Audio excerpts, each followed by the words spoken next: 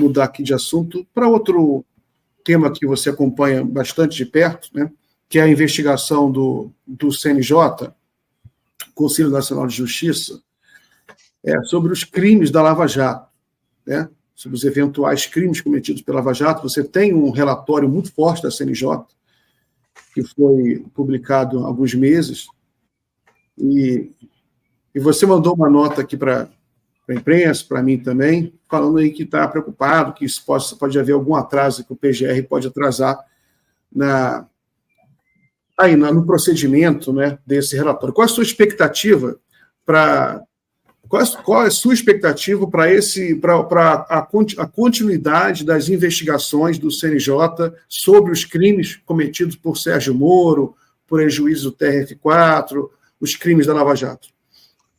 Miguel, esse hoje, para mim, é o ponto mais sério das minhas preocupações. Porque, veja bem, no que diz respeito à investigação que se dá contra o golpe de Estado, eu acho que formou-se quase uma unanimidade no país que eu digo das pessoas que pensam, que são democratas, sérias, de que é necessário fazer esse enfrentamento. Tem que trazer as pessoas presas.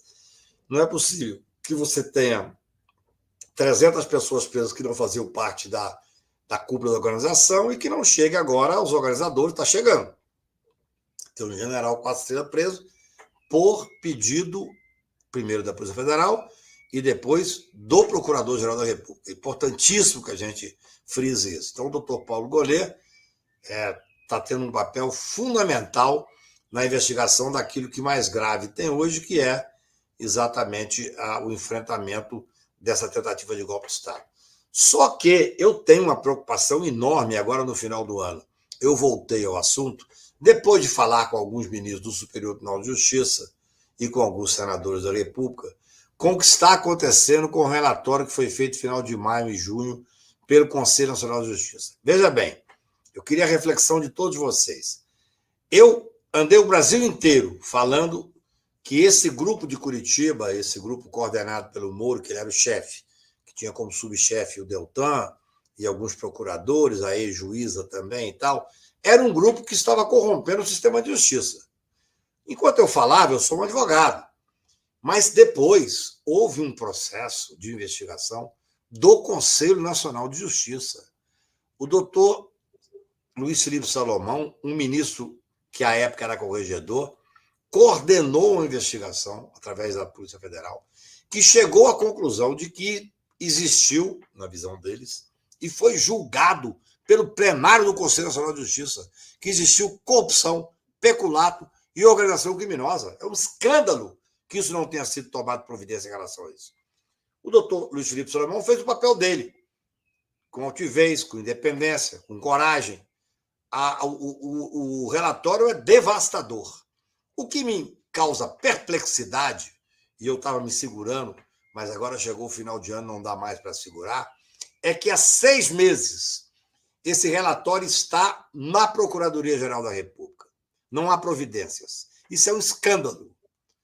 Claro, eu não vou dizer que é um esprit de corps que eles estão protegendo porque são juízes e procuradores, que seria leviano. Mas evidentemente que tem que haver uma manifestação. Veja bem, o que aconteceu?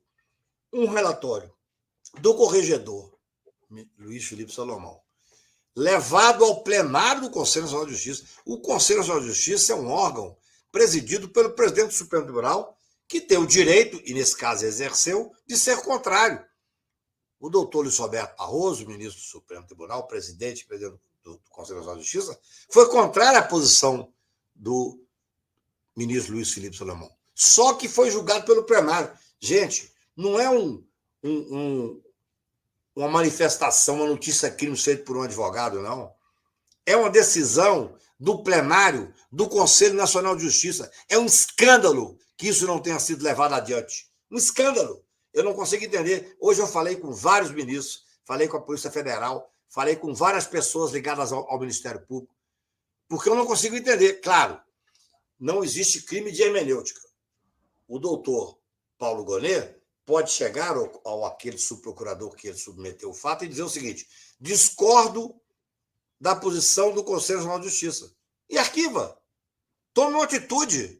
O que não pode é ficar durante 6 meses, 7 meses, um relatório aprovado pelo plenário do Conselho Nacional de Justiça sem que tenha uma providência. O que acontece? Esse relatório, doutor Miguel, ele funciona como sendo uma notícia criminis. Nesse caso, o Ministério Público só pode fazer 3 coisas. Pede o arquivamento, acho quase impossível pedir o arquivamento de algo que foi julgado no plenário do Conselho Nacional de Justiça, que foi debatido, que por maioria foi aprovado. É incrível. É incrível como as pessoas não veem a gravidade disso. Ele pode pedir mais diligências, está no direito. Claro que penso que aquilo que foi apurado pelo Conselho Nacional de Justiça tem que ter uma seriedade na observação do que está posto lá. Ou pode arquivar, o que seria, para mim, um escândalo. Aí nós temos que voltar a discutir sobre queixa-crime subsidiária, ou seja, a sociedade que foi vítima de um crime dessa gravidade, segundo decidiu o plenário do Conselho de Justiça, vai ficar simplesmente sem ter nenhum tipo de atitude? Vocês se lembram bem, na época da pandemia, em que eu acompanhava em casa aquela CPI fortíssima, e eu ligava para os relatores e para o relator, para o senador presidente, para outros senadores, são meus amigos, falava: vocês vão aprovar um relatório fortíssimo, paralisou o Brasil e vão frustrar o Brasil, porque o relatório da CPI não deu em nada sobre o aspecto da criminalização, especialmente do Bolsonaro, do ministro da Saúde e tal. É a mesma coisa. São os poderes imperiais do Procurador-Geral da República. O Dominus Lide, nesse momento pré-processual, ele tem mais poder que os 11 ministros do Supremo Tribunal juntos. Nós temos que mudar isso. Não é possível que o Conselho Nacional de Justiça, um órgão importante, com essa capilaridade que tem, com essa importância de ser presidido pelo presidente do Supremo Tribunal Federal, que tinha o direito de ser contra e foi e perdeu no voto. Agora tem um relatório que simplesmente é desprezado pela Procuradoria-Geral da República. Por que nós, cidadãos, por que nós, sociedade civil, por que os ministros do STJ, por que a Polícia Federal não começa agora a dizer o seguinte: o que está acontecendo? Por que não tem andamento aquilo que saiu de forma séria, de forma... Eu acho assim, foi extremamente importante aquele julgamento, foi um julgamento público, o relatório é público e não há nenhuma consequência. Isso é muito grave. Isso é, no meu ponto de vista, um ataque à estabilidade democrática e à credibilidade do Poder Judiciário, do Ministério Público Federal e daquela absoluta necessidade que nós temos de poder cobrar da autoridade constituída.